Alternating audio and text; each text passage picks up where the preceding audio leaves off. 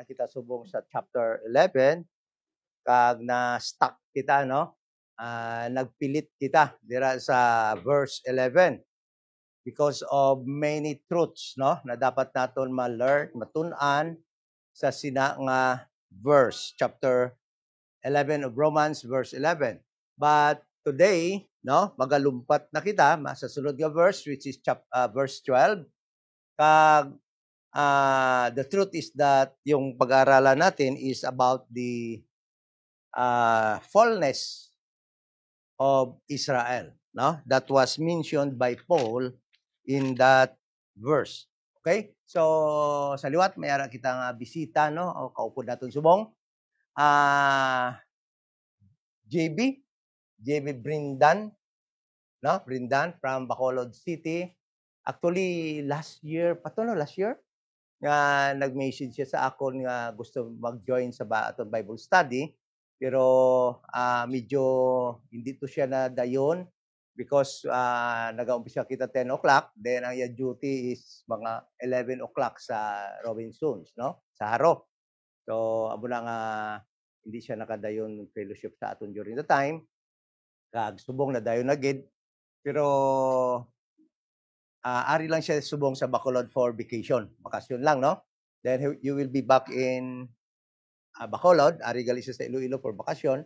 Baka sa Bacolod siya ta? Karon? Mabalik ka na sa Bacolod? So gapon ari ka na di. Okay. No, so salamat no sa desire niya to learn rightly dividing. So ginpaunahan ko siya nga daan nga kung mag-join siya sa aton, do not expect many crowds, no? Kay sa tuod lang gid budlay gid batunon sa mga denomination sa mga tao ang rightly dividing, no? Because this evil world, present world actually designed, no? Was designed by Satan, by the ruler of this evil present world, no? To hate the truth. That is why kung nagtuturo ka talaga ng totoo, makita natin yung ang pagka-inimikal ng sangkatauhan dahil nga sa pamamaraan ni Satan ano na ma-deceive yung tao to believe the truth. But salamat na meron talagang mga tao o may sa kaupod no. Please no, taga sila mga bangko. Para pa kita mga tao that are seekers or trying to learn the truth, find the truth no from the Bible, the King James Bible. So amo na nga ari kita subong fellowshipping each other, even though we are few in numbers but we are learning. No, we are studying the Bible rightly divided at makita naton ang katotohanan, the sound doctrine of Apostle Paul, no? The sound doctrine of Apostle Paul. So we started late na because sa mga kauturan nga actually ang iba no wala pa kaabot, mga taga Liganes. Pero hopefully next Sunday kung ano man ang mga obstacles no, hindi sila makaupod daton subong. So may-ari kita kaupod ni Lati kag ni Nonoy. Kumusta ka na Noy? Di ng mga bagras mo? Mayo lang gid no. Okay. Praise God no. Si Nonoy bago lang na-aksidente siya last Martes siguro sa motor. So nakakabungguan ay sila sa motor to kadtutan is pututan. Sakit naman ulo papa mo no? Sakit ulo papa mo? Brad Arnold, pakadto man siya de? Pakadto siya. So, pwede maano no? Sinong kaupod? Kaupod? Si first name Marnel. Okay, so si Marnel welcome man no? First time ni Marnel naka-join man sa aton Bible study. So, thank you for joining us today sa aton Bible study. So, last Sundays, no, natunan naton ang pagstumble ng Israel. then yung pag-fall ng Israel, then after their full salvation, come unto the Gentiles, no? For to provoke them to jealousy. Halos naubos na natin yan. Last Sunday, yung nakaraan lang na Sunday, about yung paano na i-provoke ng God ang Israel unto jealousy. So kung hindi nyo yan napanood, hindi nyo pa na-studyhan yan, pwede tinatagalog natin dahil meron tayong mga online viewers, no? All over the country and even outside the country. So tinatagalog natin for the sake of others na hindi Ilonggo. So noong nakarang Sunday, pinag-aralan natin yung for to provoke them to jealousy. Kung paano na-provoke ng God ang Israel unto jealousy. So that was one reason kung bakit na yung salvation ay dinala ng Panginoon sa ating mga Gentiles. So, pag sinabing Gentiles, non-Jewish or hindi kalahi ni Abraham, ni Isaac, ni Jacob in the flesh or biological descendants ni Abraham. So, kita, hindi tayo lahi ni Abraham. We are Gentiles. According sa Bible, we are Gentiles. Okay? At nung ma-fall ang Israel, actually, ay dinala ng Panginoon yung salvation, which was only para sa mga Hudiyo in time past during Christ's earthly ministry. So wag natin kalimutan that during Christ's earthly ministry, sabi diyan, He came only unto His own people, referring to the Jewish people. And the reason for that is to confirm what God had promised unto their forefathers. What God had promised unto Abraham, unto Isaac, and unto Jacob. That was Christ's earthly ministry sa mga Jewish people. Kaya, alam nyo, karamihan sa mga denominations, mga religions, kinukuha yung mga turo nila sa Matthew, Mark, Luke, and John at pinapasunod sa kanilang mga churchgoers. Maling-mali yun dahil nga sa panahon na yun, si Jesus Christ ay pumunta lamang sa mga Hudiyo. No? Hindi siya pumunta ng time na yun sa ating mga Gentiles or non-Jews. So, yung time na na-fall ng Israel, hindi nila tinanggap si Jesus Christ as their king. That was the time that salvation ay pumunta sa ating mga Gentiles, no? And the person na nagdala, inatasan ng Panginoon to bring salvation unto the Gentiles was Apostle Paul, no? So, makikita nyo yan doon, matutunghayan nyo yan doon sa ating mga previous videos, sa series of study sa Book of Romans. Kung wala na diyan sa aking Facebook page, ando doon kasi binubura nung Meta pagdating ng 1 month. So, ando doon na yan sa ating YouTube channel sa Complete in Christ IDGBC. Ando doon na yon, ay transfer na yun doon, para sayang naman kung mawala yung mga videos natin.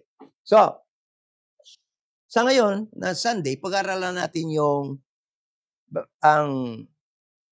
how much more their fullness. But this verse was also very rich of truth. Ang dami rin katotohanan dito na dapat nating matutunan at maintindihan. Umpisa mismo sa first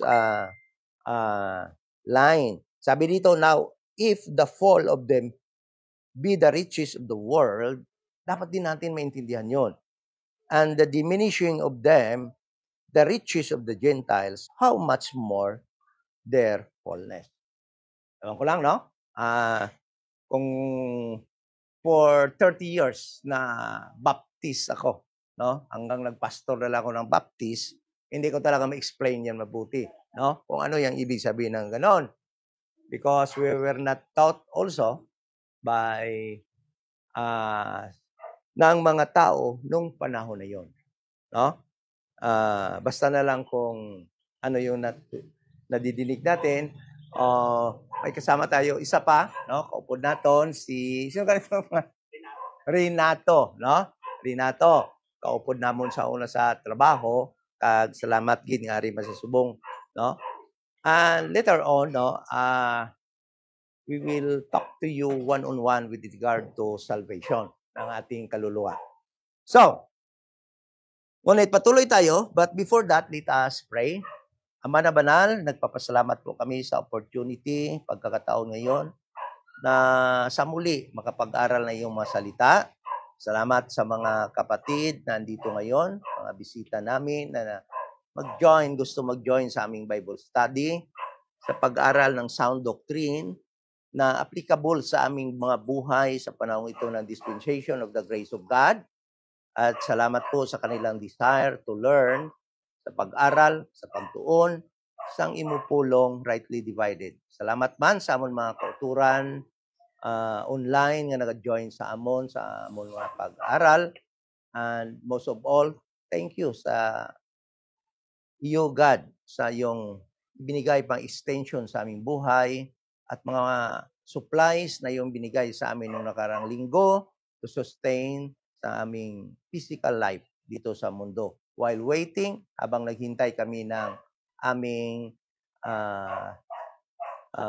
corporate rapture o pangdalhin mo kami dyan sa aming eternal na tirahan sa heaven. Salamat in Jesus' name. Amen. So, again, now if the fall of them, so let us first understand sino ba itong them? Sino ba itong them? Okay? So, the them here is Israel, referring to the nation Israel. No? Ang nasyon nga Israel ang siyang tinutukoy dito na nag-fall. Now, if the fall of them be the riches of the world. So, isang reason, isang magandang nangyari, no? Isang magandang sa puti nga bangko, Brad. Isang magandang nangyari, no? Although sabihin na natin, malungkot ang nangyari sa Israel dahil nung nag-fall sila, that was the start ng kanilang pag-diminish that was mentioned in the next phrase, no? Na mini-mention doon sa next phrase na nag-diminish sila. Okay? So makita natin dito na although malungkot yun para sa Israel dahil nga yung kaligtasan, yung gospel of the kingdom will be stopped, no? Ay temporarily matigil sa pag-preach sa kanila, temporarily matigil ang pag-epekto ng kaligtasan kung ito ay ipipreach sa kanila, but there was something good also happen. And what was that? Their fall, nagiging riches of the world. Yun ang magandang nangyari. Dahil nga, for a period of time, yung kaligtasan para lamang sa Israel. Para lamang sa mga Hudiyo. At the time, before their fall, ang kaligtasan para lamang sa Hudiyo. So, magtataka kayo, bakit? Kasi sabi nga ni Jesus Christ, ay pinadala lang siya sa mga Hudiyo at the time. Matthew 15:24, sabi ni Jesus Christ, I am not sent but unto the lost sheep of the house of Israel. So that verse, no, kung titingnan lang natin, pag-aaralan natin, ay something bad, no, to hear. Para sa ating mga Gentiles during the time. Biruin mo sabihin ni Kristo na sa isang kagaya natin na Gentile, Canaanite woman, yung Canaanite woman was a Gentile. Sinabihan siya ni Kristo, I am not sent but unto the lost sheep of Israel. Bakit ka hihingi sa akin ng kaligtasan? Bakit hihingi ka sa akin ng tulong? So, that was harsh words to hear, at the time. But, pagdating nung kanilang fall, na hindi nila tinanggap si Kristo sa final offer sa kanila ng Holy Spirit in Acts chapter 7, anong nangyari? Salvation is come unto the Gentiles, and yung nangyari naman na yan, sabi dito, is the riches of the world. Yung kanilang fall, nagiging riches of the world. Ibig sabihin, nagiging mabuti para sa sangkatuhan ng mundo. Even though you are not a Jew at that time, starting sa kanilang fall, nagiging magandang balita para sa atin yung mga hindi Hudiyo dahil ang kanila nga daw nga pagkahulog ng mga Hudiyo ay nagiging riches or kayamanan, kabutihan para sa mga tao sa buong mundo. Bakit magtatanong kayo? Bakit ba, Brad? Nung panahon ba ng earthly ministry ni Christ, hindi siya pumunta para sa buong mundo? Napakaliwanag, sabi niya. Pinadala lang ako para sa mga Hudiyo. Reason is to para i-confirmar yung mga na-promise ng Panginoon kay Abraham, kay Isaac, kay Jacob, at mababasa yan natin sa Romans chapter 15, verse 8. Romans 15, verse 8.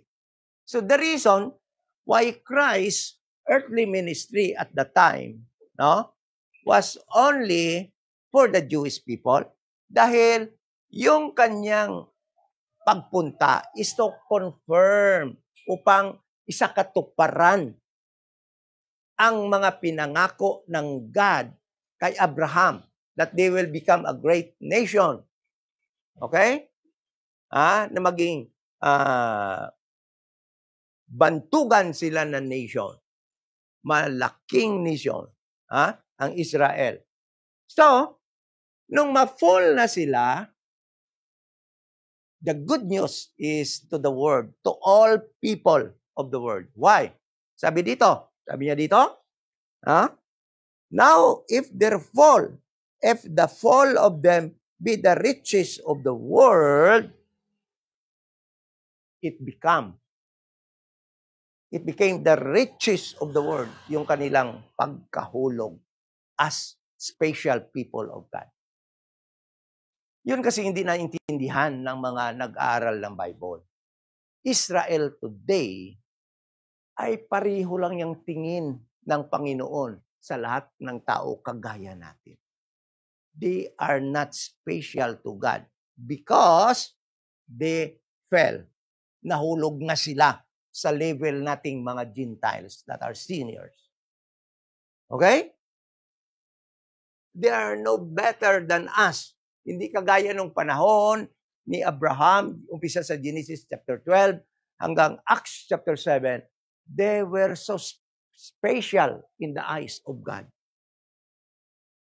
Na kahit yung kanyang bugtong na anak ay pinadala niya for that specific group of people, for that specific nation, Israel, during that time. Okay? So, but today, nung ma-fail na sila, yung nahulog na sila, sabi dito, it was the beginning of the riches of the world. Ibig sabihin, kayamanan ng lahat ng tao sa mundo dahil nga lahat ng tao sa mundo ay mayroon ng opportunity to be saved, to be saved apart from the nation of Israel. Dati hindi maligtas ang isang Gentile kung hindi siya magpailalim sa nation Israel. Okay? Then, let us study the next phrase. Sabi dito, and the diminishing of them, the riches of the Gentile. What the word diminishing mean? Ano ba ang buot silingon sang word nga diminishing? Nag-diminish. Nanaog. Nagjutay. Pwede man ho? Ano pagin? nagiging less important or ano pa gid. The word negative, no? Connotes negativity. Di ba? Nagapagamay, nagapaus-os. So, since the fall of Israel, in Acts chapter 7, that was the start of their fall or pagdiminis as a nation. Kaya tingnan nyo, ang pinaka-crucial chapter na makita natin ang pag-umpisa sa ila pag-diminis actually is Acts chapter 9. Chapter 7. Chapter 7. Umpisa gid chapter 7. Nung pinatay nila si Stephen, that was the start of their being diminishing, going down. Pag-diminish nila. Nga man, in Acts chapter 7, that day, pagpatay nila kay Stephen, they committed isang tinatawag na blasphemy against the Holy Spirit. Okay? During that day, no Jewish people can be saved that are living inside the land of promise. Wala na.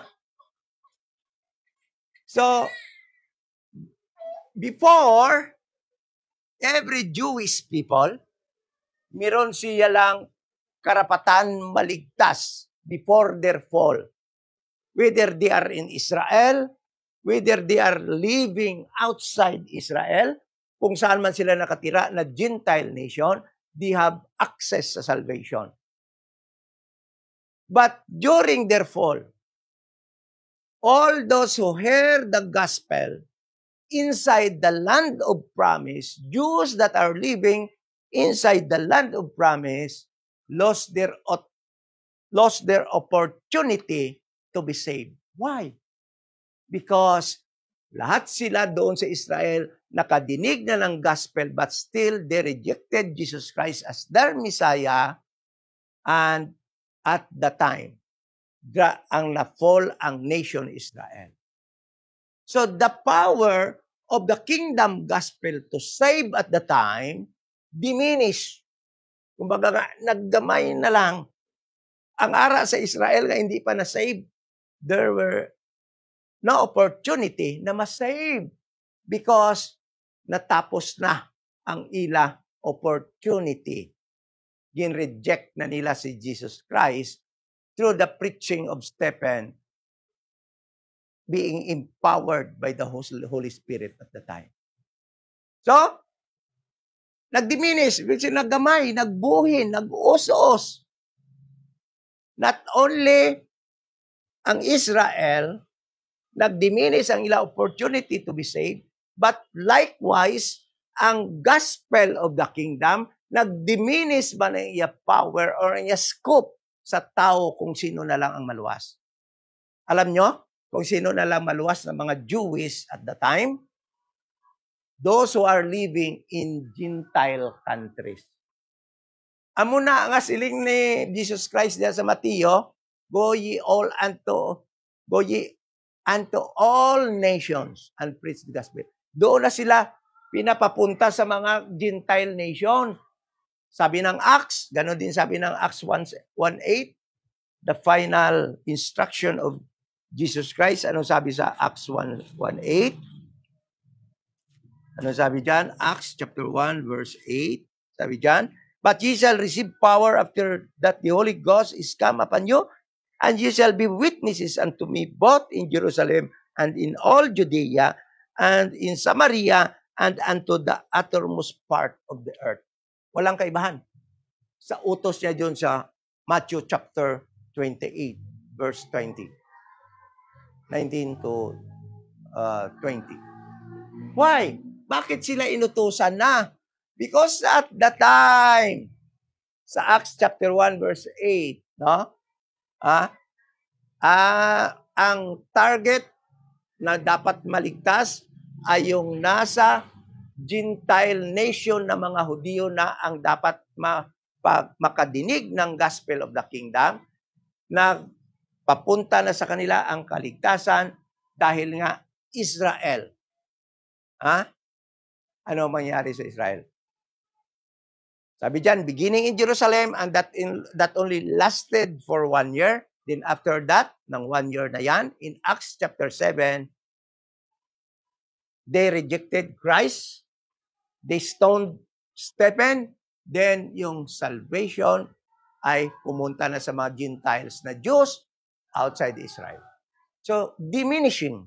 Nag-diminish na ang scope kung sino lang ang maligtas sa kingdom gospel. Yung mga Jews na nakatira outside Jerusalem, outside Israel, nakatira sa Gentile nation, ang power ng gospel wala na rin sa mga Jews na nasa Israel, kundi andun na rin sa mga Gentile countries. Yun na lang ang masave na Israel. Okay? So, then sabi niya dito, sabi niya, and the diminishing of them, the riches of the Gentiles. Hindi lang mga Gentile Jews, that includes sa atin. Kasi, word, ang unang ginamit, kasi tanda natin to the fall of them, ano sabi dito? Riches of the world, referring to all people. Then, inulit pa dito, riches of the Gentiles. Word includes Jewish that are living outside Israel. Gentiles, the same includes Jewish that are living outside Israel. The Hellenistic Jews, yung tinatawag na mga Gentile Jews, Hellenistic Jews, then that includes us, non-Jewish, Gentile din tayo. So, ibig sabihin, habang nagdidiminish sila, no? Nagdidiminish sila. So, sino naman yung apostol ng Gentiles? Nagdidiminish yung gospel of the kingdom, nag-i-increase yung gospel of the grace of God. Nagdidiminish ang ministry nila ni Peter, nag-i-increase yung ministry ni Apostol Paul. Ayan ang ibig sabihin ng diminishing dyan, mga kapatid. But, let us now go to the next phrase. Sabi dito, how much more their fullness? Okay. Sabi niya, pag-diminish ang Israel, pag-fall sa Israel, riches ang word. Pag-diminish ang Israel, riches ang Gentiles. But siling niya, how much more their fullness? Alam nyo, yung pinaka-question dito, no, nagre-refer sa Israel as a nation, not as an individual, but as a nation. Ya, ano ayhan ang ila, ang fullness, referring to their to the completion of their program, the prophetic program. Nagre-refer sa ila nga pagsulod sa ila kingdom. Ang fullness dire, nag-refer man, alam niyo ang fullness dire. First, refers to the end. Fullness of the Gentiles refers to the end of the dispensation of the grace of God. Fullness manang. Okay? So, let us imagine. Israel right now, yung kaligtasan nila as a nation, wala. Stop. Yung gospel of the kingdom, hindi makaligtas ng kahit isang kaluluwa, lalo na sa nation, the whole nation of Israel. But Apostle Paul nagtanong ng isang tanong na dapat din natin maintindihan. Hindi lang para basahin. Ang tanong na yan, siya, ngunit paano kaya ang kanilang fallenness? Paano kaya ang katumanan? Paano kaya ang, buligin nyo ko sang fullness, be? Paano kaya ang, breadbone? Paano kaya ang ilang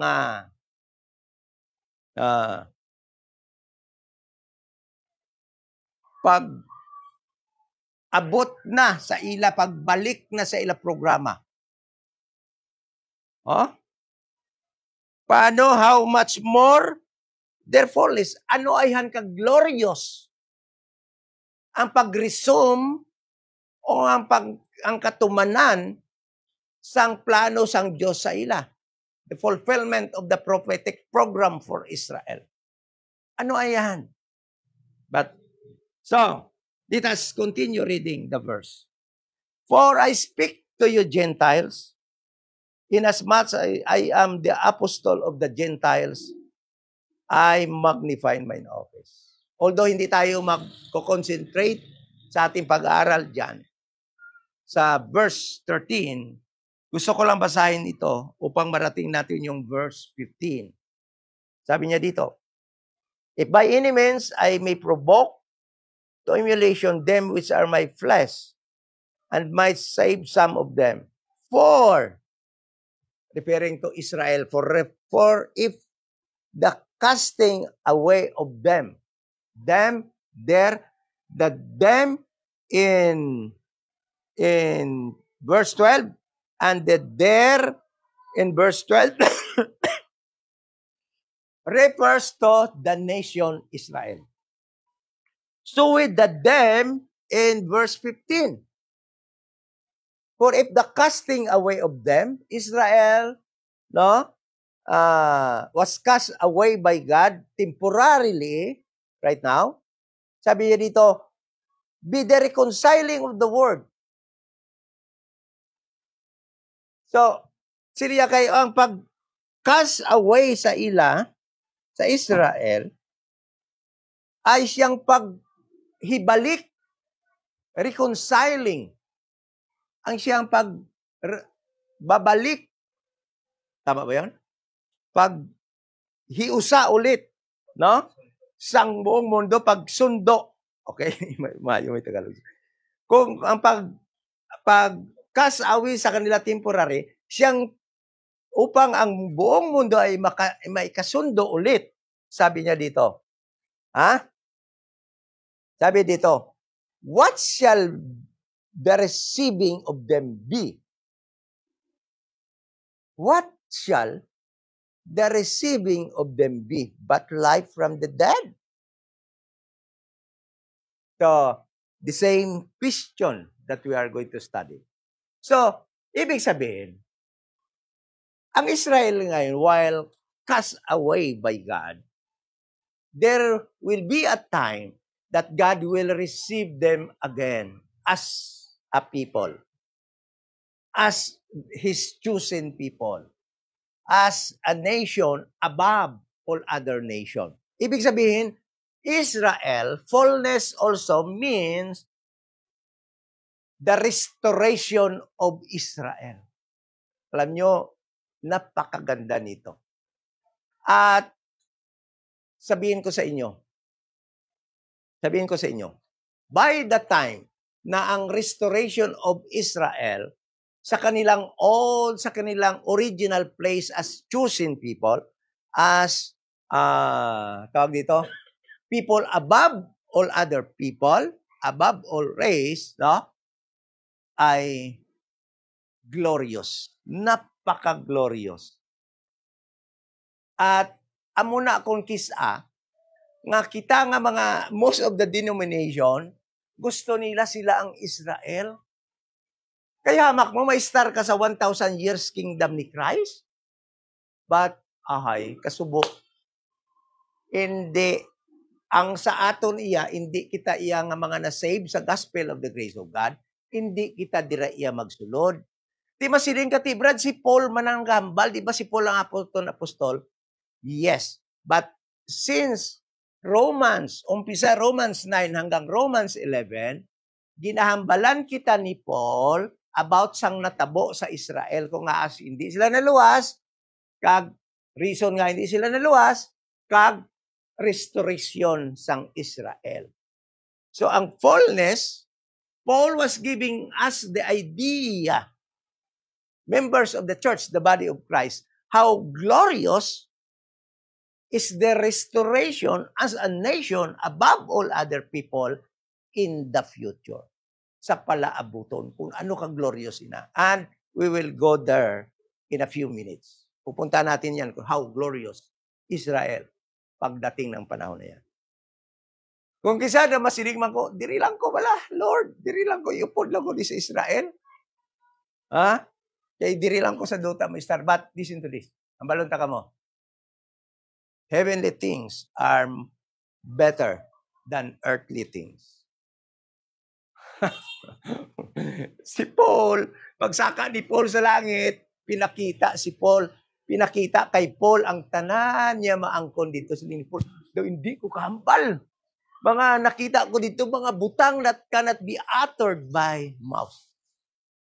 Daw hindi niya mahambal. No? Amo na nakita dito ni Paul sa langit, pagsaka niya sa 1 Corinthians chapter 12. Dinala siya doon sa langit. Okay? Gintagaan siya glimpse sa iya eternal nga lugar nga iya pag-aistaran. Okay? So,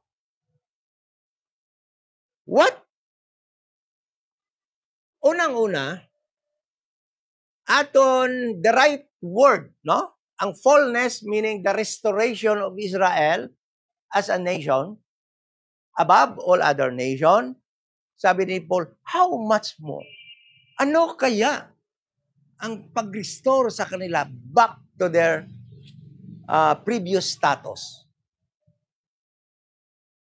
Butang nga dapat natong nabalaan sa Bible. Kung ano ka glorious ini nga event. But listen to this, this is not for us, members of the body of Christ. We have much better things in heaven than to these earthly people of God. Okay? We are God's heavenly people. Israel is God's earthly people. Okay? So, kinukwento ngayon ni Paul dito, umpisa Romans chapter 9, paano sila hindi naligtas, paano sila na-fall, paano sila ma-restore. So, ito na yon, their fullness. Ibig sabihin ni Paul, tayong mga Gentile, no? Nung ma-fall sila, salvation is come unto us Gentiles, including sa Jews na living in the Gentile nations, no? Ngunit sabi ni Paul, kabalok mo, ano ayan ka-glorious? Ang fullness nila, ang restoration nila. So kung dira lang takotob, ano lang kita, sila minsan, ano gidayan ka-glorious. But, first thing that we should know, kailan mag-umpisa ining fullness or restoration of Israel as a chosen nation, a special people unto God. So let us just continue reading in chapter 11, but let us jump. Let us jump in verse 25. Sabi ni Paul, for I would not, brethren, that you should be ignorant of this mystery. Alam nyo, napakarami pa rin Bible teacher, pastors, denomination pastors that are ignorant of this truth. Chapter 11, verse 25. But sabi ni Paul, for I would not, brethren, that ye should be ignorant of this mystery. This is mystery. This is mystery revealed. Mystery means secret. Ang mystery, silingon sikreto. But this secret, revealed already. That is why sabi ni Paul, hindi ko gusto nga mangin ignorante ka mo. na hindi nyo ni mabalaan. Siling ni Paul, that ye should be wise in your own conceits, that blindness in part is happened to Israel. Alam nyo, kadamo gidya sa mga denomination claiming to be Israel of God today. But the truth is, kung Israel ka subong, blind ka subong, bulag ka, that is why hindi nila makita ang gospel of the grace of God. That is why many Jewish people right now do not believe Christ as their Savior. Why? Because they are blind. Bulag sila. If you read Acts chapter 28, mag-correlate yan dito sa ginahambal ni Paul. Masabi niya, makadtulal ko sa Gentile. Kaya nga, ang mga Hudiyo, bulag. May mata, hindi kakita. And that was prophecy in Isaiah. May mata sila, hindi nakita. May lunggan, hindi kabatid. Okay? Sabi ni Paul, salvation. Sabi ni Paul, pupunta na lang ako sa mga Hintil. Yan ang nangyari dito. Sabi dito, for blindness in part is happened to Israel. Listen to this. Until the fullness of the Gentiles become in. There will be a time that this dispensation of the grace of God, ang panahon para sa mga Gentiles allocated by God will end. Matatapos. At ang pagtatapos nito ay the last event na mag-signal ng pagtatapos ng dispensation of the grace of God, na ang tao maligtas lamang sa pag-believe that Jesus Christ namatay para sa ating kasalanan, siya ay inilibing at nabuhay muli, darating ang araw. At ang signal niyan actually is the corporate rapture of the church. Dadalhin na doon sa langit, i-rapture na upang doon na titira sa langit. Tayo na nag-believe sa gospel of the grace of God. Kaya mamaya, I will make sure na lahat tayo nag-believe sa gospel of the grace of God. Or else, sayang pagpunta mo rito. Okay? So sabi niya dito, a time will come that the fullness of the Gentiles will come in. Then, verse 26, sabi niya, and so all Israel shall be saved, as it is written, there shall come out of Zion, the deliverer. Listen to this. The deliverer is written in capital letter. It speaks of divinity. This deliverer is a divine person. He is a God in the person of Jesus Christ. Referring to the second coming of Jesus Christ, which will start sa pag-rapture, then the fullness of time, the fullness of Israel will start during the beginning of the 7 years tribulation. Yan na yun. Umpisa na yun ang kanilang restoration. Why? Bakit tribulation period ang umpisa ng kanilang restoration?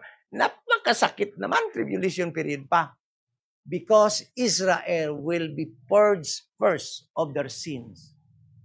Kailangan muna silang linisin sa kanilang kasalanan upang magiging qualify sila to enter into their earthly kingdom.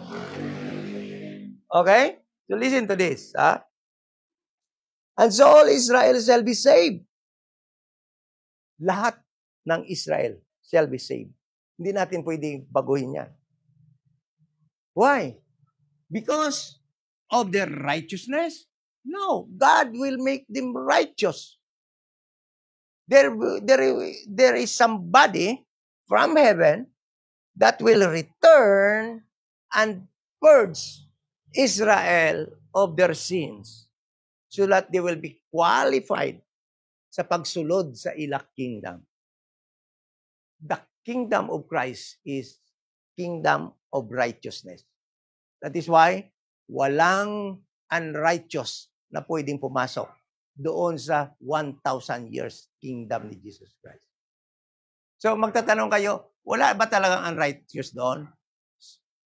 Meron. But yung papasok, yung mga papasok una doon, talagang mga saved, mga righteous. They will be cleansed by Christ. Gentiles also, na papasok doon, will be cleansed by Christ.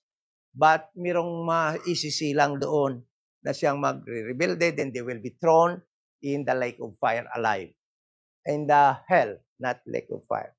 So, sabi niya dito, and so Israel shall be saved as it is written, there shall come out in Zion the deliverer, and shall turn away ungodliness from Jacob. Sino ang magto-turn away ungodliness unto Israel? That deliverer. Not by themselves, hindi sa sarili nilang sikap, na maalis yung kanilang pagka-ungodly, na maalis ang kanilang pagka-unrighteous, but that somebody from Zion, that deliverer will turn, sabi dito, shall take away shall turn away ungodliness from Israel. Let us read Psalm 14 verse 7. Psalms 14 verse 7.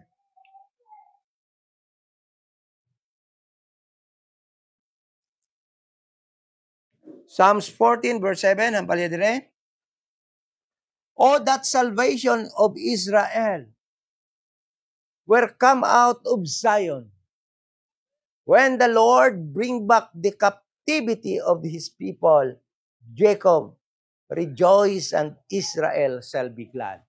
This refers to the return of Jesus Christ when he will deliver Jacob, Israel, the seeds of Jacob, the 12 tribes of Israel, from their sins. Okay? At yan yung sa kanyang second coming. Dahil sabi niya dito, verse 27, for this is my covenant unto them, when I shall take away their sins. Let us read Isaiah 27 verse 9. Isaiah 27 verse 9.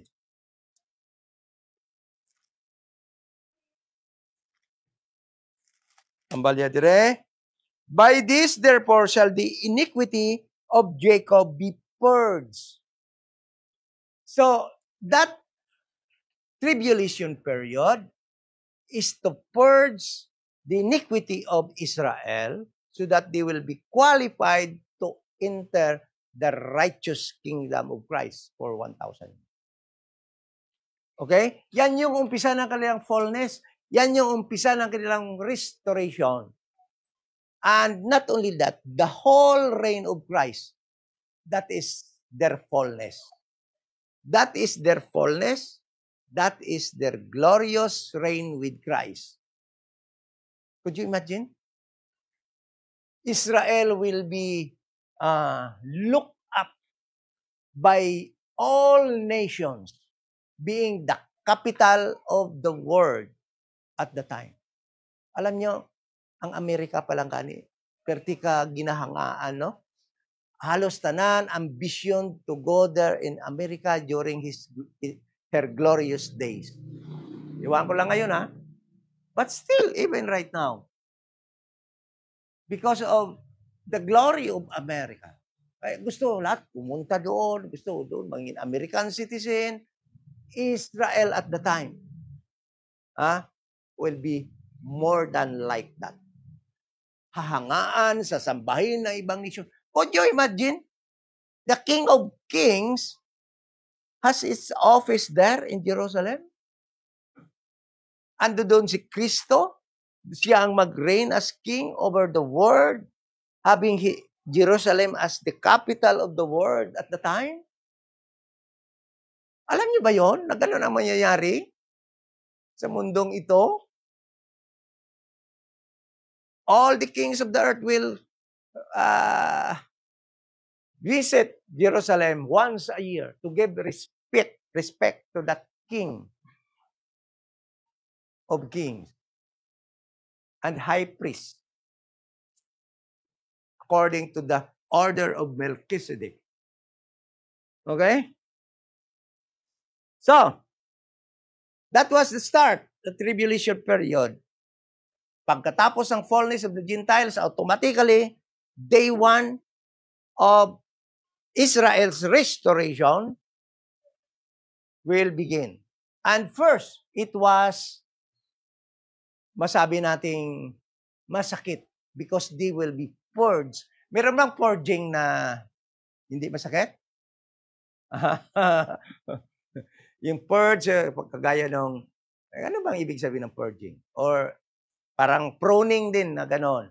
Yung pruning, puputulin. Di ba sakit yun para sa puno? Purging, para kayong pipigain so that mawala yung mga ano kaninang mga marumi. Diba? Pag naglaba ka, i-purge mo gano'n para mawala yung marumi. And that is painful. Kung may buhay yung tela, siguro sabihin, para kang mabali. That was purging. So, masakit sa umpisa. But, listen to this. By the time, after the 7 years tribulation, and Israel will enter into his kingdom, I will tell you this. Anong oras na ba? I will tell you this. It is glorious. Napaka-glorious yun.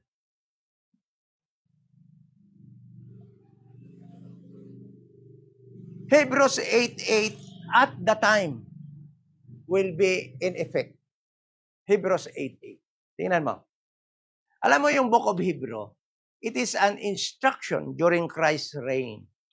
And at the time,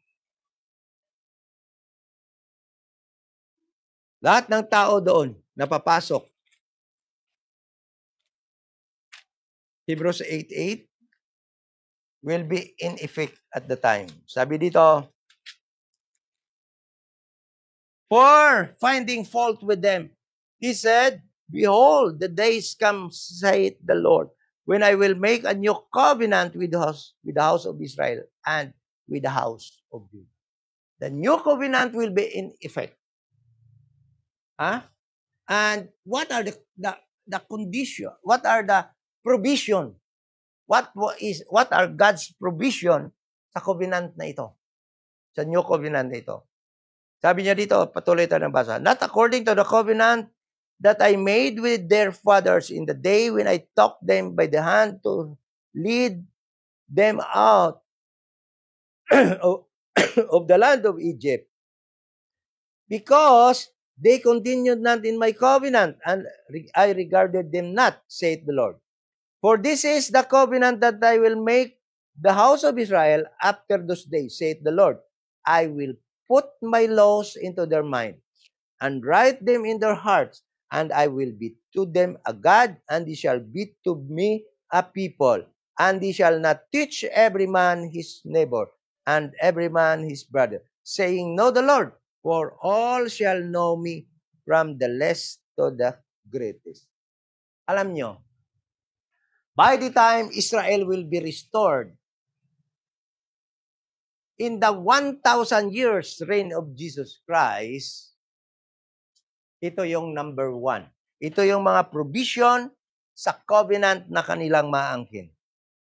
At alam nyo ba, sabi dito, wala na magtiteach kasi lahat ng tao ay ando doon yung law ng God sa kanilang heart. Yes. Alam na nila. Nobody will teach you about God. Kaya, yung nagsasabi that we are now in the new covenant, maling-mali yun. Kasi dapat ipiktuhin mo na yan. Bakit meron pang nagtuturo ngayon ng mga salita ng Panginoon? We are not in the new covenant. The new covenant is not for the Gentiles. It's not for the people that are saved in this dispensation of the grace of God. It was very specific. Napakaklaro sa salita ng Panginoon na yung covenant na yon, yung new covenant, ay para sa Israel at Judah. Hindi para sa ating mga Gentiles. Hindi para sa ato na nga na-save sa panahon ito ng dispensation of the grace of God na nag-believe sa gospel of the grace of God. We don't have covenant with God. God did not make any covenant to us or with us. Okay? So, sabi niya dito, it will be very glorious. These people will enter into their kingdom, being ministered by angels. How glorious! Hindi, balo ka, ginalantaw ko lang, bro, kanami man kung dito ka, no? Hamak mo, mamarcha sila. Kung basahin niyo yung Matthew chapter 25, no? Na sabi diyan, ibibigay sa kanila ang kanilang kingdom. By the time Jesus Christ return, these people will march into their kingdom, and they will be ministered by who? By angels. They will have grand entrance or entry into their kingdom. Peter have a word, no? Kung paano ni sila magsulod sa ila kingdom. Second Peter. And we will end, no? We are about to end. Second Peter. Peter, sa iyang paglaygay sa mga nag-scatter sa persecution during his time, and the book of Peter is also an instruction, no? For those who will scatter in the tribulation period. So, listen to this. Sila ni Peter, umpisahan ta sa verse 5. Umpisahan ta sa verse 5. Ma'am, taga-ibang ko si ma'am. Umpisahan ta sa verse 5, ano? Dito nyo ma-compare ang salvation sa panahon ito ng dispensation of the grace of God, that it is always by the grace of God, ang salvation sa ating panahon ngayon, compare sa salvation ng mga Jewish. Listen to this. Verse 5, 2 Peter chapter 1, verse 5. And beside this, giving all diligence, add to your faith virtue. And that is work. Virtue, and to virtue knowledge, they must learn, no? To know about their salvation. And to godliness, brotherly kindness, and brotherly kindness, charity. For if these things be in you and abound, they make you that you shall neither be barren nor unfruitful in the knowledge of our Lord Jesus Christ. But he that lacketh these things is blind and cannot see afar off, and hath forgotten that he has purged from his old sins. Salvation should be maintained by the righteousness required by the law. Yun lahat yung makita natin sa salvation sa Israel. Then, those who will be saved, those who will be able to maintain their salvation, those who will endure up to the end. Sabi ni Peter, listen to this. This is, masabi natin, glorious. Kaya sabi ni Paul, how much more their fullness? Hindi lang yon. How much more their fullness? Ano pang sabi ni Paul? Basahin natin ulit sa Romans. How much more their fullness? Ang tanong pa ni Paul na isa, sabi niya dito, for if the casting away of them be the reconciling of the world, what shall be the receiving of them be? Nako, alam nyo, by the time Christ will receive His earthly people, Israel, into His kingdom, it will be very glorious. Kaya ang tanong ni Paul, how much more their fullness? Huh? So, Paul was telling us that, yes, Israel fell so that the salvation will be brought unto the world, and their diminishing is, sabi niya dito, the riches of the Gentile, but sila ni Paul, kabalo ka mo, how much more their fullness? Kabalo ka mo kung ano yung pag-restore back sa kanila to their original state, sa kanilang original status, being the chosen people of God. Listen to this. Pagsunod pa lang ng Israel sa kanilang kingdom, sabi sa 2 Peter chapter 1 verse 5. Sabi dito, 2 Peter chapter 1 verse 5. Verse 11. Sabi niya, for so an entrance shall be ministered unto you. Peter was telling those who scattered around the world during that persecution, siling niya, alam nyo, nung panahon na yon, nanghina na yung mga kingdom believers, yung mga members ng Little Flock. Kasi sabi nila Peter, Jesus Christ Himself, sabi, babalik ako to establish my kingdom. Ibenta nyo lahat nyong ari-arian. At ito yung mga tao na bininta yung ari-arian nila at nagsama sa grupo ni Jesus Christ, members of the church, the Little Flock, waiting, hoping that they will enter into the kingdom of Christ. At ano yung, sabihin ko sa inyo, number 1, salvation, yung hangad nila. Number 2, their dividends. Bakit? Anong sabi ni Christ? Yung mga nagbenta, for the sake of me, for my sake, will receive 100-folds in the kingdom. Kaya magmula kung nagbenta ka ng 1 hektarya, 100 hectares na yung lupa mo doon sa kingdom. And that is true. Because Christ will become king of the world. He owns everything in this world at the time. Kaya sabi niya kina Peter, kasi nagtanong si Peter, anong makuha namin yung kasunod ng sunod sa iyo?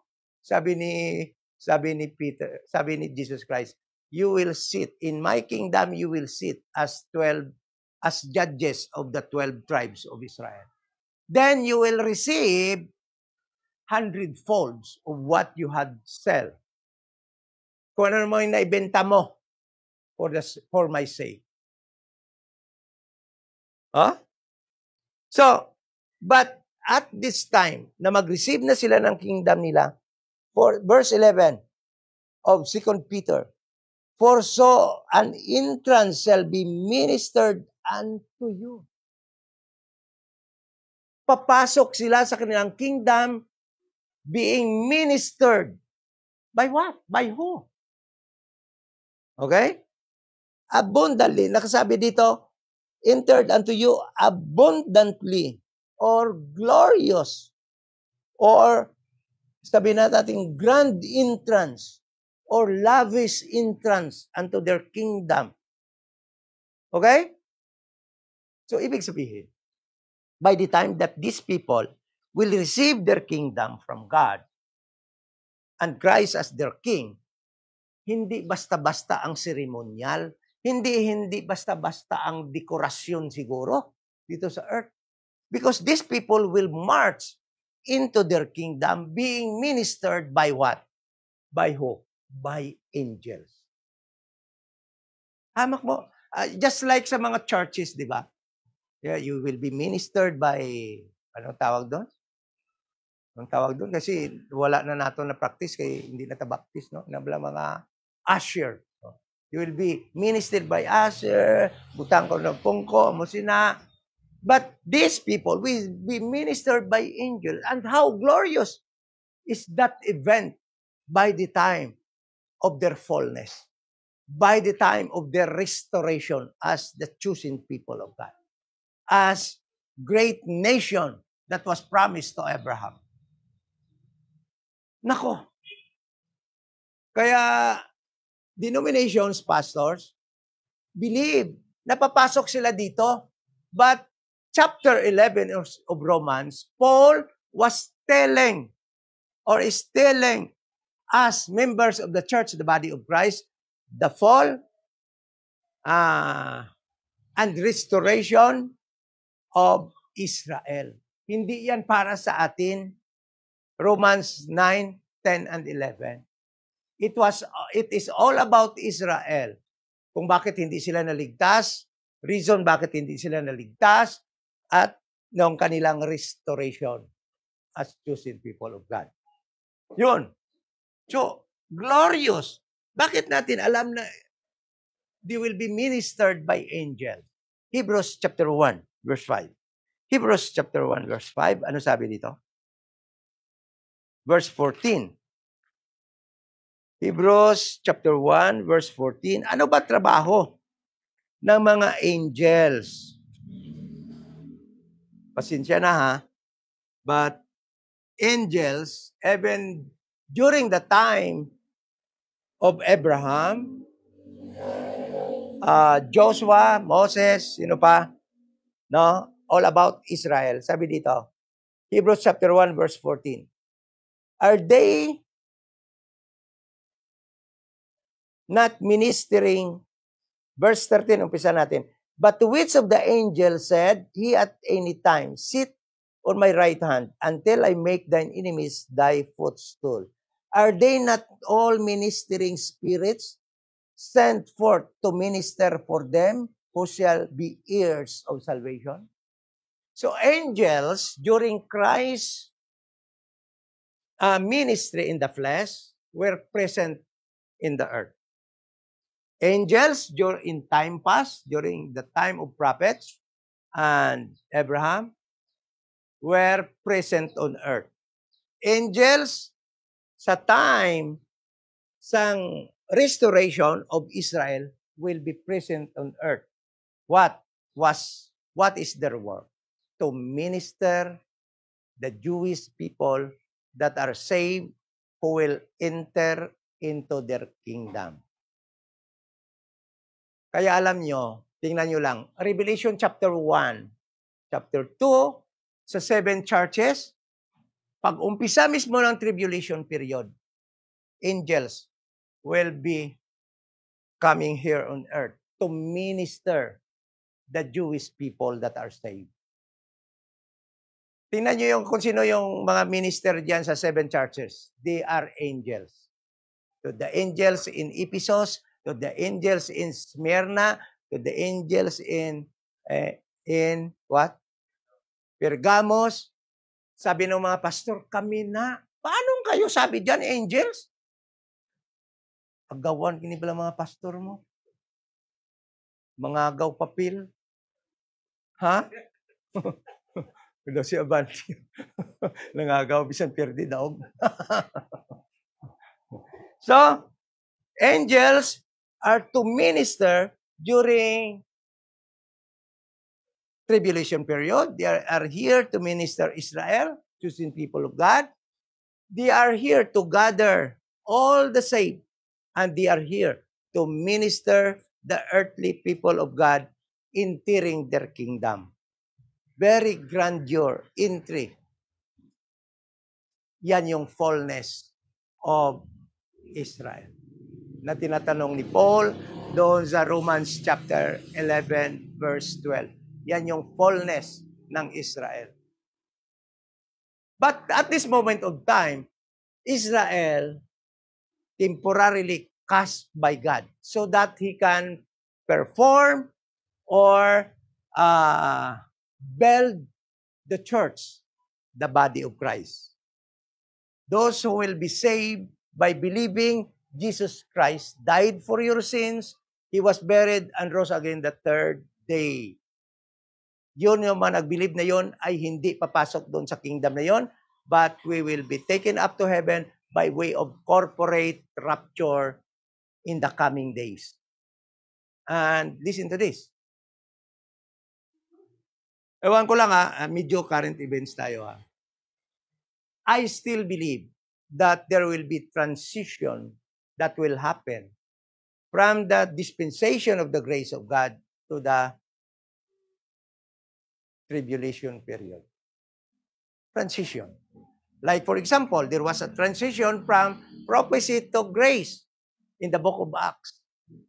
And could these events that are happening, hindi nakakatabo subong sa kalibutan, the war in the Middle East, that is escalating, Hindi talaga nagre-reduce, talaga na-escalate ang away ngayon sa Israel. China is watching, Russia is watching, no? What will happen to America? Alam niyo, ang isang na opinion ko lang 'to Isang nakikita ko. Pagka yung America is having many wars, kasi alam niyo Amerika, talagang kinatatakutan naman talaga yan. Kahit China, sabihin niyo lang natin na mighty na rin yung kanilang military. Takot pa rin yan sila sa Amerika. Russia, si Kim Jong-un. Pero pag nakita nila ang Amerika, hindi na makaarapal, damo-dabo na niya gira galibog ng ulo niya kung hindi siya magira. That there will be a possibility that China will conquer Taiwan. Then, Russia will join Gog and Magog. We lead a coalition of nations to attack Israel through the Golan Heights. Then, Kim Jong-un, alam naman natin kung ano yung mga pakay. Then, don't ever think that Philippines is safe. Because this is going to be World War III. There is no safe place in the world at the time. That is why God will take us up. That is why God will take us up through corporate rapture. Because so much, there will be chaos on this earth for that 7 years.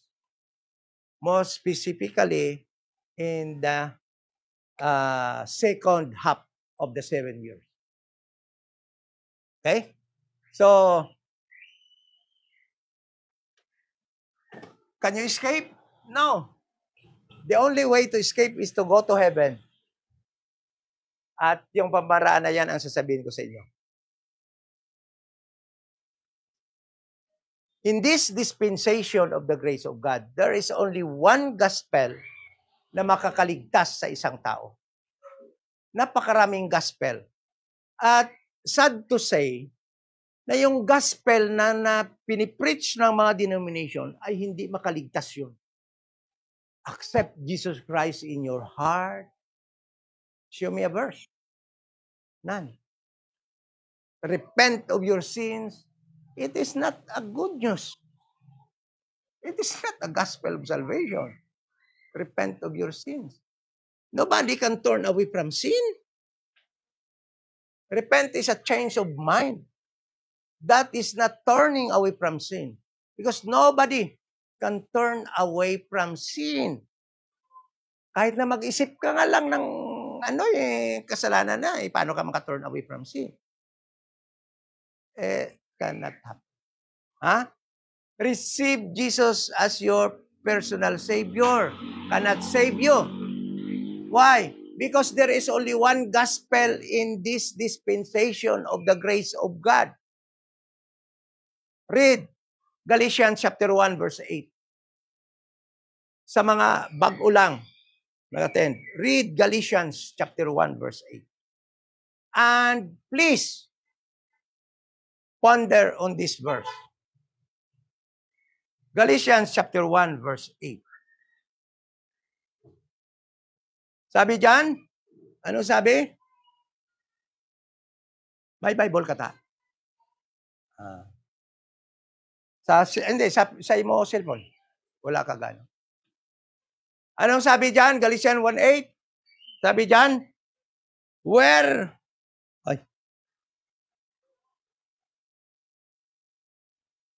but though we, who is the we? Paul.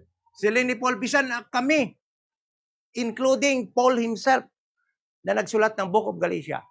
Sabi niya, or an angel, kahit na angel pa, sabi ni Paul, from heaven, preach any other gospel unto you than that which we have preached unto you. Past tense. So, ibig sabihin ni Paul, kahit na ako o aking mga kasama o kahit na angel galing sa langit ang mag-preach, present tense, no? Ng gospel sa inyo na iba kaysa na i-preach ko na, past tense. Ibig sabihin, meron nang na-preach si Paul at yun yung tamang gospel ang na-i-preach ni Paul. Ibig sabihin, pag nag-preach pa si Paul ng ibang gospel na iba sa kanyang na-i-preach na, anong sabi ni Paul? Let him be accursed. But, yung word na accursed doon, huwag niyo sabihin na maimpirno kagad yun, ha? The word accursed, let him be accursed. Ibig sabihin, do not fellowship with them. Excommunicate them. Do not pay attention with them. Ibig sabihin, kung yung gospel na pinipreach sa inyo, hindi gospel ni Paul na na-preach na, kahit siya mag-preach pa ng bago, ngunit hindi pareho sa na-preach na, sabi niya, huwag niyo na akong i-fellowship. Mali yun kasi. Hindi makaligtas yun. Then, this verse, encourage us to dig deeper what gospel Paul preached. Past tense. Ano ba talagang na-preach ni gospel ni Paul? Ang na-preach na gospel ni Paul dahil yun lang ang makakaligtas. Hindi yung gospel na i-preach ni Peter dahil si Peter, iba yung gospel na preach siya para sa Israel yun. Si Jesus Christ sa kanyang earthly ministry, yung na-i-preach na gospel ni Jesus Christ, hindi makaligtas yun. Dahil hindi yun ang na-i-preach ni Paul. Dahil yung si Jesus Christ sa kanyang earthly ministry, pinadala lamang siya sa Israel. Hindi sa mga Gentiles. So let us dig the Bible. What was the gospel that Paul preached? Past tense. Na na-i-preach kung sa Ilonggo pa. Kung na-itudlo kung sa Ilonggo pa. So ano yun? Dahil yun lang ang makaligtas. Kung ibang gospel, siya, huwag yan. O, ano yung gospel na ni-preach ni Paul? Sabi ni Paul, in Romans chapter 2, verse 16, kanyang gospel yon. Romans 2:16. Romans 2:16. Bantay ta, ha? Kaya dapat mabalaan nyo gini kung ano ning ang gospel, kaya para amo ning matuuhan nyo, para maluwas gid ang kalagda. Sabi ni Paul, Romans 2:16, in the day when God shall judge the secrets of men by Jesus Christ, according to my gospel. So there was a gospel that was called by Paul, my gospel. Itong good news na ito, originally, hindi kanya ito, but it was entrusted unto him. That is why he called it my gospel. And what gospel is that? It is called the gospel of the grace of God. Acts chapter 20, verse 24. Ito yung gospel na pinipreach ni Paul. The gospel of the grace of God. Acts 20, 24. Sabi niya dyan. Pakibasa, ara na.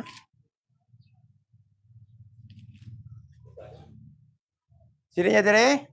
Pakibasa, Barbon.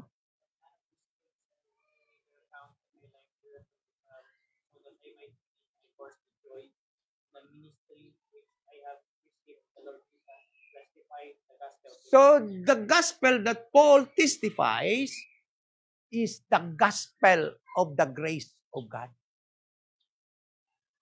The gospel of the grace of God. Yan ang makakaligtas. Wala nang iba. GB. Wala na ibang gospel makakaligtas. Ang na preach ni Paul. Dahil andito tayo sa time na si Paul ang ating apostol sa tinatawag na dispensation of the grace of God. Marbil, no? Renato? Okay? So, let us now be specific. What is that gospel? Called the gospel of Paul, called the gospel of the grace of God. Tandaan natin, si Paul nag-preach niyan. Let us now go to 1 Corinthians 15, verse 1 to 4. Please be ready to believe, because this is the gospel that Paul preached that can save a soul in this dispensation of the grace of God. 1 Corinthians 15. Gospel of Paul, gospel of the grace of God. So anong gospel ang pinipreach ni Paul? Listen to this. Let us start. 1 Corinthians 15, verse 1. Moreover, brethren, I declare unto you the gospel which I preach. Okay? So malapit na tayo. Ito na yung gospel, sabi ni Paul, which I preach. Nga ako na i-preach sa inyo. Okay? Sabi niya dito. Which also ye have received. And this gospel will be received or believed to be saved. Kahit na i-preach to sa inyo, kung hindi mo ka mag-believe, hindi ito iipikto.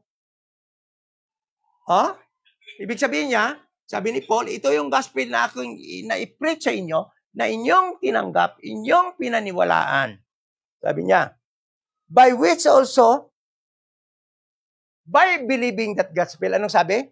By which also ye are saved. Okay? Malapit na tayo. By which also ye are saved. If you keep in memory what I preach unto you, unless ye have believed in vain. For, this is now the gospel. For, I delivered unto you first of all, that Christ, what? Died for our sins. According to the scriptures, and that he was buried, and that he rose again the third day, according to the scriptures. That is the very gospel Paul preached that can save a soul in this dispensation of the grace of God. Do you believe that? Amen? Brenda? Do you believe that? That Jesus Christ died for your sins? He was buried and rose again the third day? Renato? You are saved. By just believing that. That is salvation.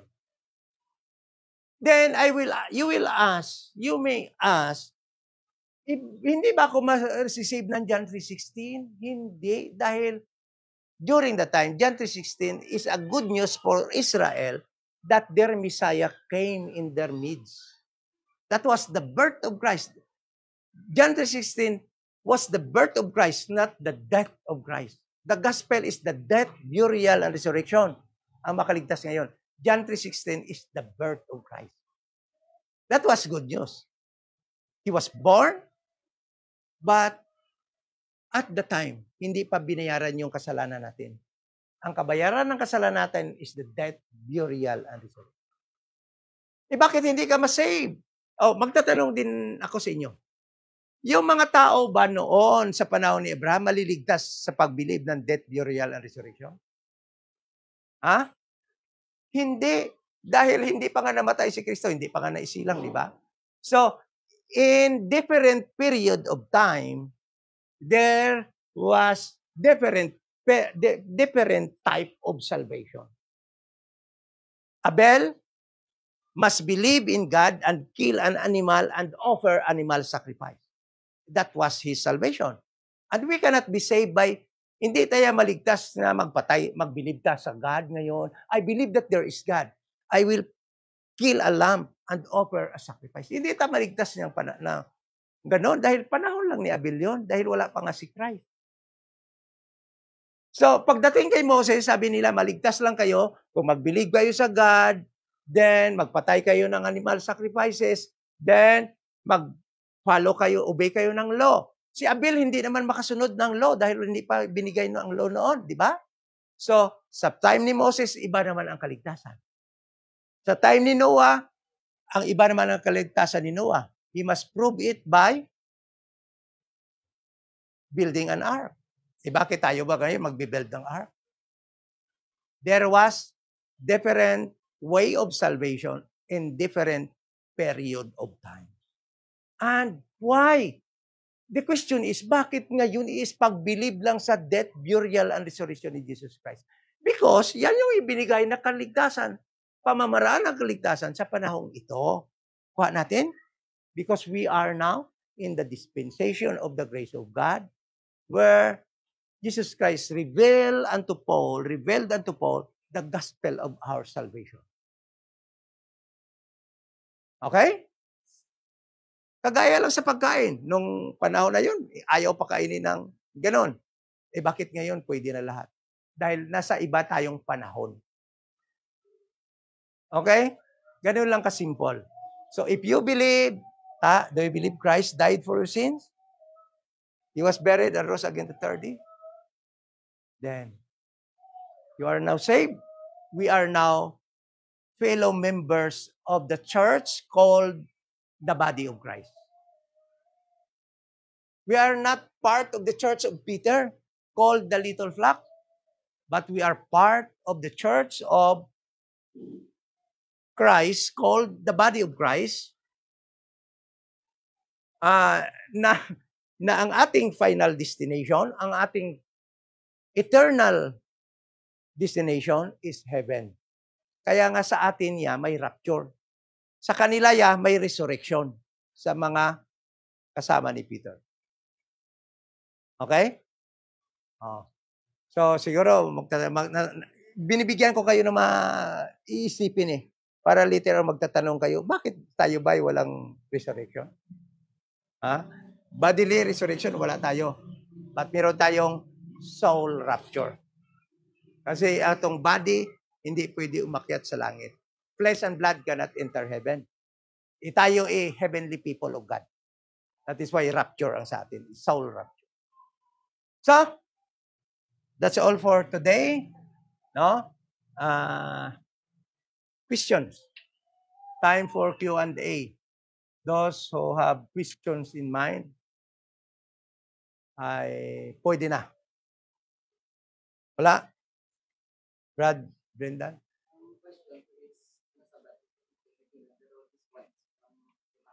Mm-hmm.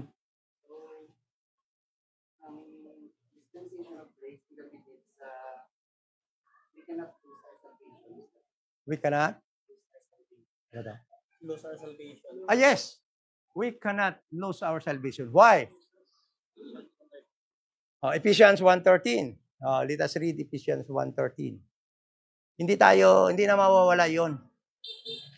Ephesians 1:13, sabi dito, in whom ye also trusted after that ye heard the word of truth. So the word of truth. The word of truth, the whole Bible is the word of truth. At nadinig natin yan. Then, sabi dito, the gospel of your salvation. After you believe the gospel, you heard the gospel of your salvation, the death, burial, and resurrection of Jesus Christ. So, nadinig natin yan. Then sabi dito, in whom also after that ye believe. So, nag-believe ka. Nag-believe si Marvel, si Ma'am, nag-believe si Brad Renato. Sabi dito, after that ye believe, ye were sealed with that Holy Spirit of promise, which is the earnest of our inheritance until the day of redemption. The day of redemption speaks of our caught up unto heaven. Sa time na i-rapture na tayo, that is the day of redemption, we will redeem our heavenly bodies up there in heaven. We will wear our heavenly bodies up there in heaven. So we cannot lose salvation because we are sealed by the Holy Spirit until the day of redemption. Until. Yes. Yes. May verse before that we have to work out our salvation. What does it mean by that? Work. Philippians 2:12.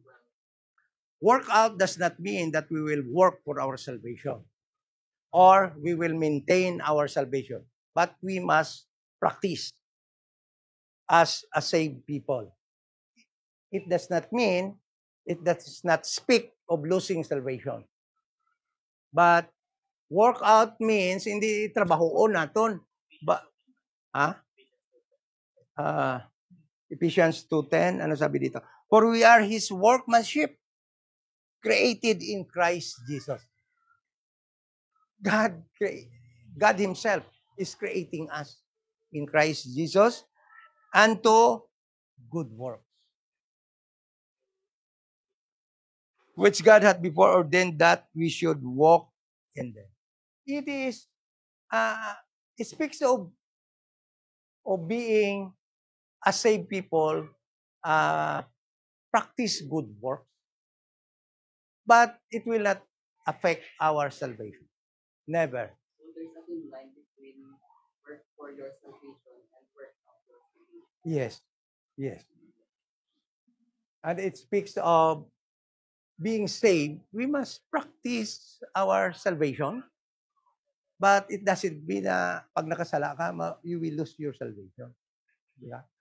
Because the truth is that we are righteous now in the sight of God. And that is imputed righteousness. Every time God sees us, hindi tayo ang nakikita ng Panginoon. He sees in us the righteousness of Christ. That is imputed righteousness. So our own righteousness, never mind.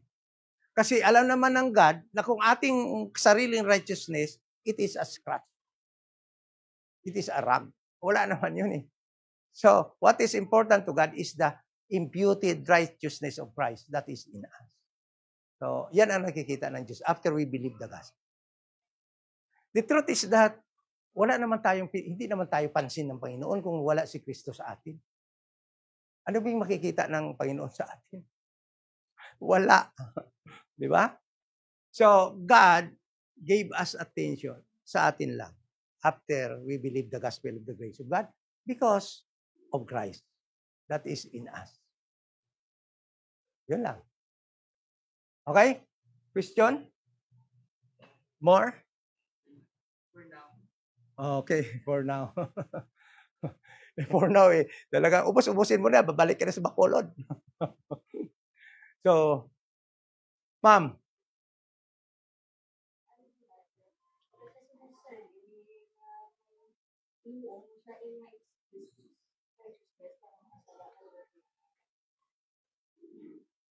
Yes.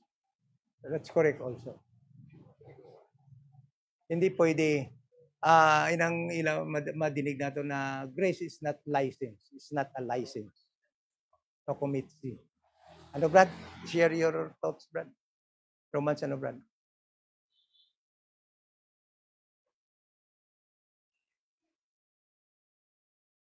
Tama. Sakto gina sa. Roman. Oh, sige, share.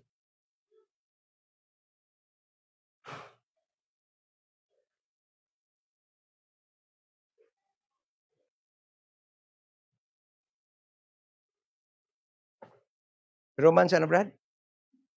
Share mo, Brad. Romans 6. Ikaw bala. Kanami siya mag-share sa mula. Romans 6, ano na? Ang verse? Romans 6:1. About sa baptism? Baptism na. Romans 6:1. Ang bala diri. What shall we say then? Shall we continue in sin that grace may abound? God forbid. O, di ba? Ang bala? God forbid. Ginadili sang Diyos. How shall we that are dead to sin live any longer therein? It is different yung bagay, you're living in sin, than you commit a sin. No? Iba yon. Living in sin is, alam na alam mo yan, di ba? Na alam mo, ganon, but you are living. Paul made in 2 Corinthians 13, 2 Corinthians 13. Ano kanin isa man? 2 Corinthians 13. 13. 5 to 7. Examine yourselves whether ye be in the faith. Prove your own selves. Know ye not your own selves how that Jesus Christ is in you, except ye reprobate. But I trust ye shall know that you are not reprobate. Anybody can explain? Examine yourselves whether ye are in the faith. Context.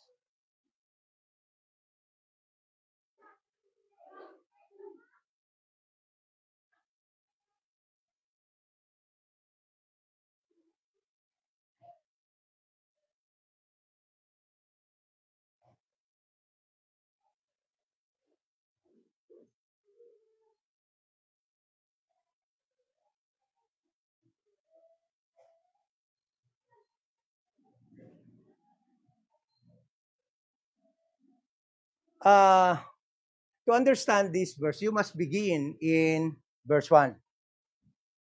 This is Paul's answer to those people questioning his authority. Start, verse 1. This is the third time I am coming to you. Meaning, the third time. The truth is, the 2 Corinthians is the third letter of Paul to the Corinthians.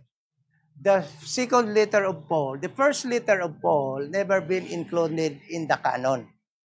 That is why ang sabi dito ni Paul, this is the third time I'm coming to you. So, the 2 Corinthians is the third letter to Paul to the Corinthians. The first letter of Paul to the Corinthians were not included in the canon. We do not know why God did not include that in the canon. So, the first Corinthians is the second letter of Paul. But it is called the first letter because it is the first, it is included in the canon. Okay? So, but silingon, may sulat si Paul nga hindi na-include diri sa Bible. And that is yung una niyang letter to the Corinthians. So this is the third time I am coming to you. In the mouth of 2 or 3 witnesses shall every word be established. This is an argument or question thrown to Paul concerning his authority. So, as the apostle to the Gentiles.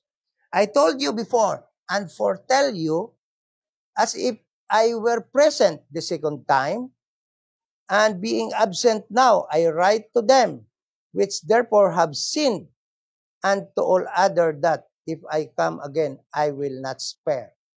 This is words of rebuke. Okay? Hindi ko sila i-spare, sabi ni Paul, kung I will come again. Maybe, speaking of his physical visit, siguro. Since ye seek and proof of Christ speaking in me, which to you word is not weak. So, gapangita sila sang proof of Christ speaking in me. So, these people, these reprobate people, mentioned in the next verses, were questioning Paul's authority. So, gusto nila nga, hindi sila pati lang nga si Christ is speaking through Paul. Okay? So, they were looking for proof. Okay? So, sino niya dito? Speaking in me, which to you word is not weak, but is mighty in you. For though he was crucified, though weakness, yet he lived by the power of God. For we also are weak in him, but we shall live with him by the power of God toward you.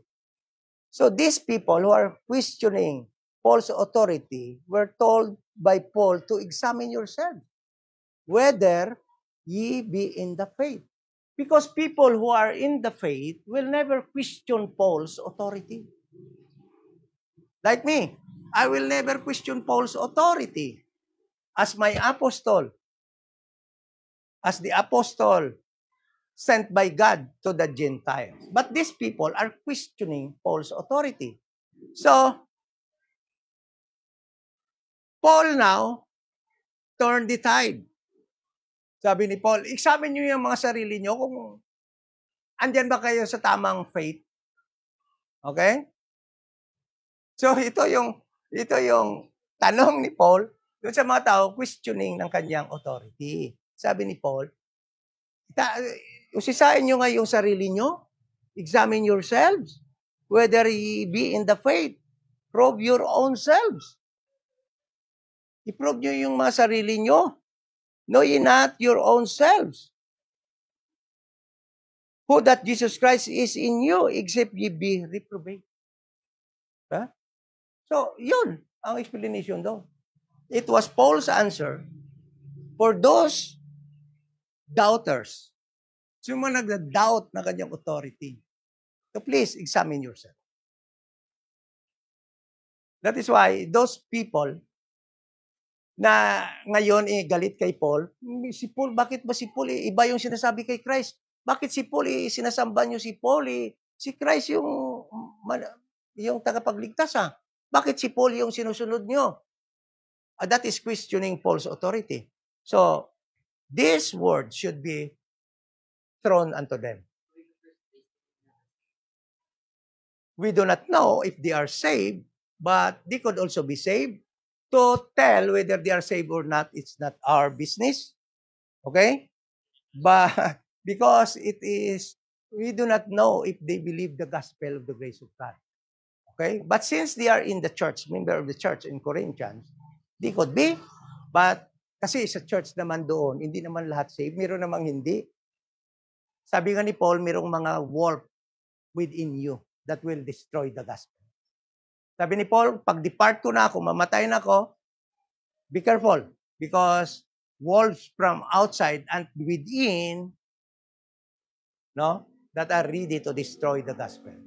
So, these people, pwede ding hindi say, but we cannot tell. Because, kahit sabihin mo nga na ikaw nag-believe na sa gospel, kahit isa dito, it is between God and you. I cannot see if you really believe.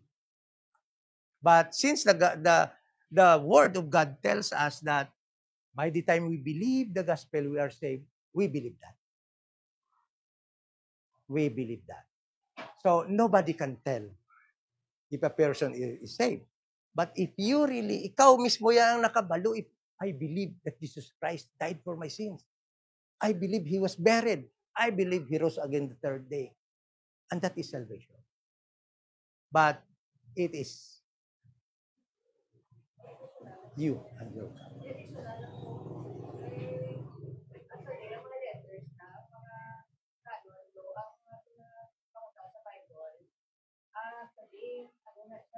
Ang problema na sa churches, for example, ang wrong gamot ng pagtago. Yung mga archives, yung pagtago sila to blind people. So, ang muna bisang iban, wala sa Bible, hindi pang compile. Iban, wala. Kaya mismo, ang wrong, na may, na sila, may inugas sila, yung pagtago nila, mga gospel. Tago nila may archives, na sila may underground, na sila pagtago. Yes, that is true, but the King James Bible is correct. Although Vatican did it, but God is able to preserve His word in the King James Bible. So the King James Bible is 100% correct. So it is there. It is for our learning that even Apostle Paul was not free from criticism, from being questioned in his authority, about his authority. He was also questioned. But Apostle Paul defended himself. No? That is why, even until now, ang daming nagko-question kay Apostle. Bakit iba yung sinasabi niya kay Christ? Isunod-sundin natin si Christ o siya? Yung iba sabi nila si Christ, not knowing that Christ today is speaking to us through Apostle Paul. He is the messenger or the dispenser of God's instruction in this dispensation of the grace of God. Thank you, ma'am. Thank you sa addition. Tuod gin na iya nga damo gin pang guba ang Vatican, ang Roman Catholic. But God is able to preserve His true words in the King James Bible. Dahil kung lahat-lahat naman lang na-destroy nila, wala na tayo talagang ma-relyan. Wala na tayong maaasahan. We cannot find. Because, yes, that is true. In history, tamang-tama yun. They have all those originals, Hebrew and Greek, no? Sang scriptures. But God, nagsabi sa Psalms, sa panahon pa sa Old Testament, sinunog, but sabi ng God, my words is settled in heaven. It can be rewritten by anybody that God will use to rewrite His book. That is why we do believe that the King James Bible is the preserved Word of God, 100% correct and true. So, in reading the Bible,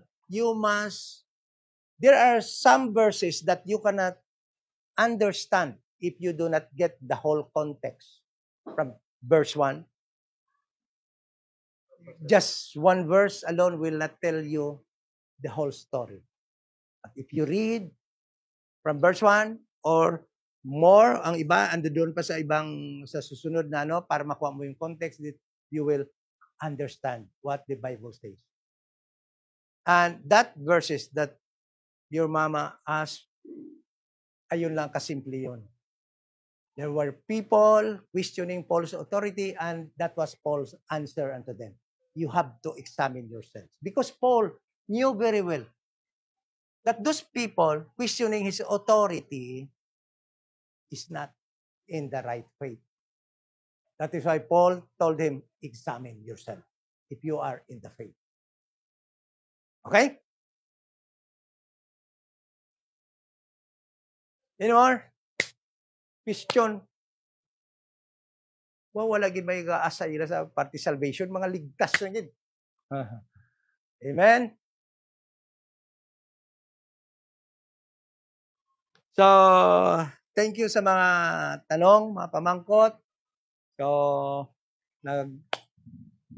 balokan namin kung ano mo sinapermin, no?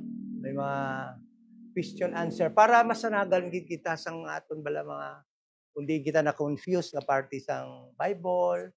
Labaw na kita sa aton salvation. Let us make sure that our salvation, we believe the right gospel for this dispensation of the grace of God. Because that is the only gospel that can save us all. And soul is at stake. Kung soul na yung nakataya, kinahanglan diya siguro natin. Okay? Let us close in prayer. Then we have saging and mani for snack. Amay nga balaan, Lord, salamat sang kaluwasan, salamat sang pagpadala mo sa iyong bugtong nga anak to die on Calvary to pay for our sins, at salamat na siya ay nabuhay muli for our justification.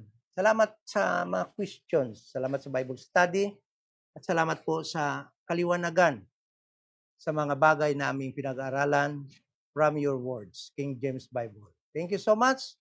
We pray in Jesus' name. Amen.